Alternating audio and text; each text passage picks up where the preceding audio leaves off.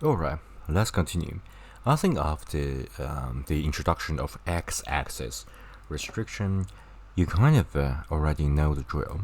If you want x, you just grab and press x, and then you can just move at the x-axis, right?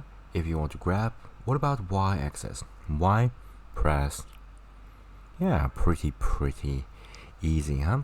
So basically, if you can see here, we restrict the x and z. We only move the y-axis. Okay, and of course, you can put it anywhere, and then you can click the x or y-axis. You click, and then you drag left or right. You can achieve the same result, you can, you can holding shifts while you do that, so you can sort of slow things down. Okay, but most likely, most of the time, I grab, I just input that. So for example, y-axis, I can do that. Okay, really simple. Go back, and here I can manually input and go back to 0.